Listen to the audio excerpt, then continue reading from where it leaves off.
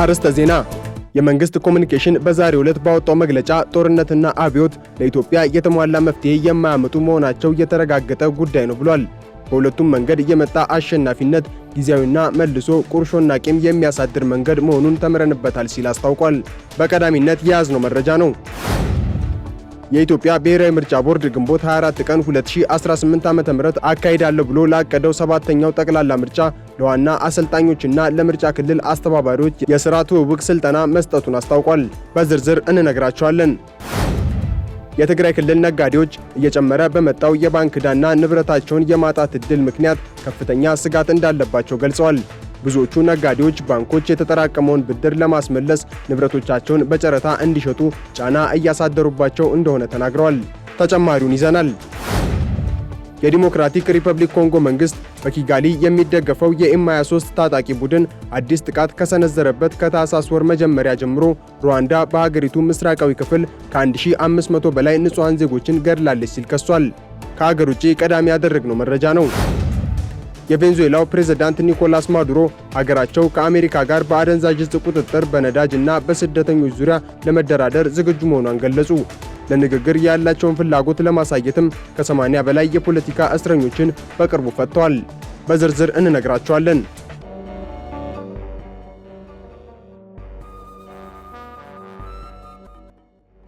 ኢትዮጵያውያን ለምክክር ዝግጁ ሊሆኑ ይገባል ሲል መንግስት ኮሙኒኬሽን አስታውቋል። በኢትዮጵያ ያሉት ችግሮች በመሰረታዊነት ለመቅረፍና በሀገራዊ ጉዳዮችና በብሔራዊ አጀንዳዎች ዙሪያ የሚታዩ ልዩነቶችንና መካረሮችን ለማስቀረት ሀገራዊ ምክክር ወሳኝ ጉዳይ መሆኑን የመንግስት ኮሙኒኬሽን አገልግሎት አስታውቋል። አሁን በኢትዮጵያ የተጀመረው ሀገራዊ ምክክር ልዩነቶችን በሰለጠነ እና በሰላማዊ መንገድ ለመፍታት የተገኘ የማይተካ ዕድል ነው ያለው አገልግሎቱ ይህ ዕድል ለሁሉም አካላት የተከፈተ የትኛውንም ወገን የማይለይ አካታች የምክክር ዕድል በመሆኑ በዚህ ዕድል ለመጠቀም ሁሉም ኢትዮጵያውያን ዝግጁ ሊሆኑ ይገባል ሲል አሳስቧል። ኢትዮጵያውያን የግጭትና የጦርነት አዙሪት በቃ የሚሉበት ትክክለኛው ሰዓት አሁን ነው ያለው አገልግሎቱ ዘላቂ የሆነ መፍትሄን ለማምጣት በእውነተኛ ፖለቲካዊ መሻት፣ በቅንነት ለውይይት፣ ለሰጥቶ መቀበልና ለጋራ መፍትሄ ሁሉም የበኩሉን አስተዋጽኦ ለማበርከት መነሳት ይኖርበታል ሲል ገልጿል። ምርጫ ቦርድ ስልጠና አስጀመረ። የኢትዮጵያ ብሔራዊ ምርጫ ቦርድ ግንቦት 24 ቀን 2018 ዓ.ም አካሂደዋለሁ ብሎ ላቀደው ሰባተኛው ጠቅላላ ምርጫ ለዋና አሰልጣኞችና ለምርጫ ክልል አስተባባሪዎች የሥራ ትውውቅ ስልጠና መስጠቱን አስታውቋል። ስልጠናው በስድስተኛው ጠቅላላ ምርጫና እሱን ተከትሎ ቦርዱ ባከናወናቸው ምርጫዎች በዋና አሰልጣኝነት ተሳትፈው የተሻለ አፈጻጸም ያሳዩትን አሰልጣኞችና የቦርዱን የቅርንጫፍ ጽሕፈት ቤት ባለሙያዎች ያካተተ መሆኑን ያስታወቀው ቦርዱ በቀጣዮቹ ቀናት ስልጠናው በተዋረድ በ22 ማዕከላት እንደሚሰጥ ጠቁሟል። የምርጫ ጽንሰ ሐሳብና መርሆች፣ የኢትዮጵያ የምርጫ አስተዳደር ባህሪያት፣ የምርጫ ጣቢያ አስፈጻሚዎች የምልመላና የቅጥር ሂደት፣ የአቤቱታና የቅሬታ አፈታት ስነ ዘዴዎች እንዲሁም ከድምፅ አሰጣጥ እስከ ውጤት አገላለጽ ድረስ ያለው አጠቃላይ ሂደት በስልጠናው ከተሸፈኑ ርዕሰ ጉዳዮች መካከል የሚጠቀሱ መሆናቸውን ጣቢያችን ከቦርዱ ያገኘው መረጃ ያመለክታል። የትግራይ ነጋዴዎች የዕዳ ስረዛ እንዲደረግላቸው ጠየቁ።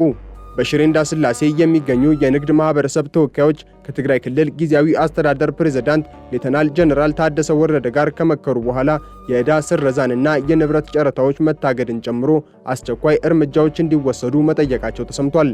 በምክክሩ ወቅት ነጋዴዎቹ እየጨመረ በመጣው የባንክ ዕዳና ንብረታቸውን የማጣት ዕድል ምክንያት ከፍተኛ ስጋት እንዳለባቸው ገልጸዋል። ብዙዎቹ ነጋዴዎች ባንኮች የተጠራቀመውን ብድር ለማስመለስ ንብረቶቻቸውን በጨረታ እንዲሸጡ ጫና እያደረጉባቸው መሆኑን የተናገሩ ሲሆን ቁጥራቸው እየበዛ የመጣ የንግድ ተቋማትም የመፈራረስ አደጋ ተደቅኖባቸዋል ሲሉ አስጠንቅቀዋል። ሌተናል ጀነራል ታደሰ ወረደ የሁኔታውን አሳሳቢነት አምነው የተቀበሉ ሲሆን ጊዜያዊ አስተዳደሩ ችግሩን ለመፍታት በትኩረት እየሰራ መሆኑን ተናግረዋል። አክሎም የንግድ ማህበረሰቡ ለተጫነው ከፍተኛ የዕዳ ሸክም መፍትሄ እስኪገኝ ድረስ ውይይቱ እንደሚቀጥል ለተሳታፊዎቹ አረጋግጠዋል። አስተዳደሩ ጦርነቱ እና እሱን ተከትሎ የመጣው አለመረጋጋት በትግራይ የንግድ ዘርፍ ላይ ያሳደረውን ተጽዕኖ ይረዳል ያሉት ፕሬዝዳንቱ ተጨማሪ የኢኮኖሚ ውድቀትን ለመከላከልም የተቀናጀ እርምጃ መውሰድ እንደሚያስፈልግ እናምናለን ሲሉ ገልጸዋል። ውይይቶቹ የተደረጉት የኢትዮጵያ ብሔራዊ ባንክ ለነጋዴዎች የሰጠው የ18 ወራት የብድር መክፈያ የችሮታ ጊዜ ሊያበቃ መቃረቡን ተከትሎ ነው። በትግራይ የሚገኙ የንግድ ተቋማት ወደ 80 ቢሊዮን ብር የሚጠጋ የተጠራቀመ ዕዳ እንዳለባቸው አዲስ ስታንዳርድ ዘግቧል። ዲሞክራቲክ ሪፐብሊክ ኮንጎ ሩዋንዳን በግድያ ከሰሰች። የዲሞክራቲክ ሪፐብሊክ ኮንጎ መንግስት በኪጋሊ የሚደገፈው የኤም23 ታጣቂ ቡድን አዲስ ጥቃት ከሰነዘረበት ከታህሳስ ወር መጀመሪያ ጀምሮ ሩዋንዳ በሀገሪቱ ምስራቃዊ ክፍል ከ1500 በላይ ንጹሃን ዜጎችን ገድላለች ሲል ከሷል።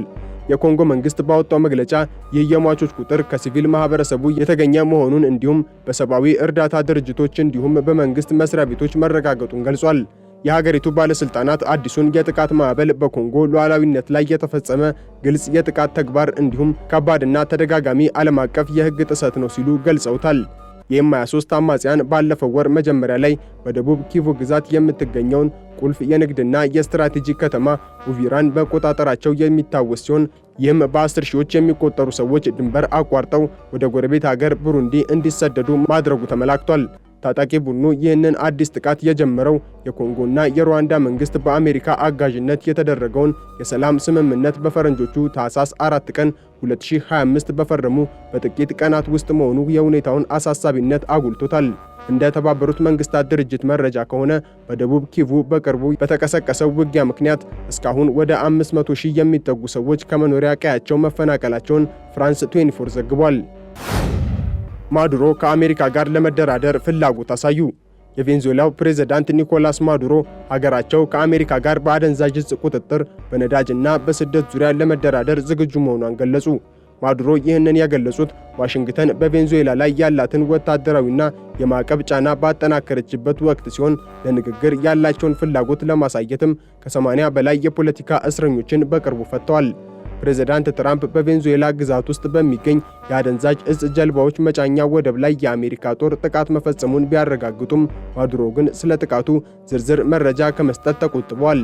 አሜሪካ ማዱሮን በአደንዛዥ ዕፅ አዘዋዋሪነት ብትከስም እርሳቸው ግን ዋሽንግተን የሀገሪቱን የነዳጅ ሀብት ለመቀማት እየጣረች መሆኑን ይገልጻሉ። ይሁን እንጂ አሜሪካ ነዳጅ ከፈለገች እንደ ቬቭሮን ያሉ ኩባንያዎች በቬንዙዌላ ኢንቨስት እንዲያደርጉ ጥሪ አቅርበዋል። እስካሁን አሜሪካ በወሰደችው የአየርና የባህር ላይ ጥቃት 115 ሰዎች ሲገደሉ፣ ቬንዙዌላ ግን በመረጃ ላይ የተመሰረተ ድርድር ለማድረግ አሁንም በሯ ክፍት መሆኑን አሳውቃለች ሲል ቢቢሲ ዘግቧል። ዜሌንስኪ የፑቲንን ቤት በድሮን አላጠቁም ሲል ሲአይኤ አስታወቀ። የዩክሬኑ ፕሬዝዳንት ቮሎዲሚር ዜሌንስኪ ጦር ፑቲን የሚኖሩበትን ቤት በድሮን አላጠቃም ሲል የአሜሪካው የስለላ ተቋም ሲአይኤ ለዶናልድ ትራምፕ መግለጹ ተሰማ። ሩሲያ ፑቲን የሚኖሩበት ቤት ላይ ጥቃት ተፈጽሟል በሚል የተጠቀመችበትን ድሮን ለሕዝብ ይፋ ማድረጓ ይታወቃል። የማዕከላዊ መረጃ ኤጀንሲ ወይም ሲአይኤ በበኩሉ የዩክሬን ድሮኖች የሩሲያውን ፕሬዝዳንት ቭላዲሚር ፑቲን መኖሪያ ኢላማ አላደረጉም በማለት የሩሲያን ክስ ውድቅ አድርጓል። የአሜሪካው የስለላ ተቋም የሩሲያን ክስ ሐሰት እንደሆነ ገምግሟል የተባለ ሲሆን ይህም በፑቲን ላይ የተቃጣ ምንም አይነት ጥቃት አለመኖሩን አመልክቷል ሲል ዘ ኢንዲፔንደንት ዘግቧል። ከዚህ ቀደም ሩሲያ የድሮን ፍርስራሾች ተገኝተዋል የሚል ቪዲዮዎችን ከለቀቀች በኋላ ጥቃቱን አግኝቻለሁ ብላ ተናግራ ነበር። ዩክሬን ግን ቪዲዮውን አስቂኝ ክስተት ስትል መክሰሷ አይዘነጋም።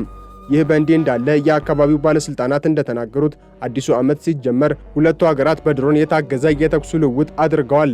በዘመን መለወጫ ዋዜማ ሩሲያ በዩክሬን ክልል ውስጥ በሚገኝ አንድ ካፌ ላይ ባደረሱት ጥቃት 24 ሰዎችን ገድለዋል እንዲሁም 50 ሰዎችን አቁስለዋል ስትል ገልጻለች።